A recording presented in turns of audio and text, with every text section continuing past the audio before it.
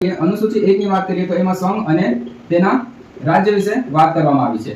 અનુસૂચિ 2 ની વાત કરીએ આપણે અનુસૂચિ 2 ની વાત કરીએ તો એમાં વેતન અને ભથ્થાની જોગવાઈ કરવામાં આવી છે। આ વેતન અને ભથ્થાની જોગવાઈમાં કેટલાક પદાધિકારીઓ છે બસ એને જ સમાવેશ કરવામાં આવી છે। તો આવા કેટલા પદાધિકારીઓ છે? 9 પદાધિકારીઓ છે જેના વેતન, ભથ્થા અને વિશેષાધિકારો વિશેમાં વાત કરવામાં આવી છે। આ પદાધિકારીઓમાં કોણ કોણ છે? તો પહેલું છે આપણું રાષ્ટ્રપતિ, જે દેશનો સૌથી સર્વોચ્ચ પદ છે, બરાબર। બીજો કોણ છે? તો બીજો છે આપણો રાજ્યપાલ, રાજ્યપાલનો સમાવેશ કરવામાં આવ્યો છે। ત્રીજો કોણ છે? તો લોકસભાના ઉપાધ્યક્ષ અને અધ્યક્ષ, લોકસભાના ઉપાધ્યક્ષ અને અધ્યક્ષ છે।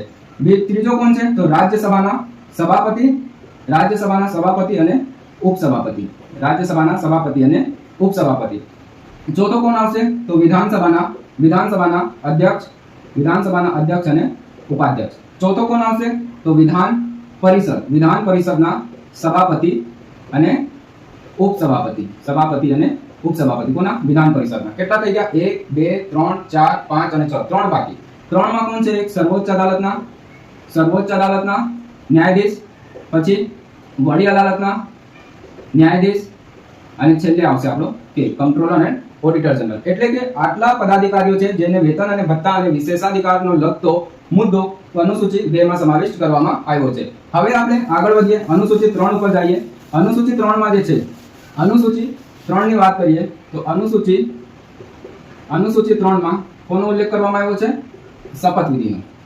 શપથનો ઉલ્લેખ અનુસૂચિ 3 માં કરવામાં આવ્યો છે। આ શપથમાં કોનો સમાવેશ થાય છે? તો એમાં પણ કેટલાક પદાધિકારીઓ છે જેનો આ અનુસૂચિ મુજબ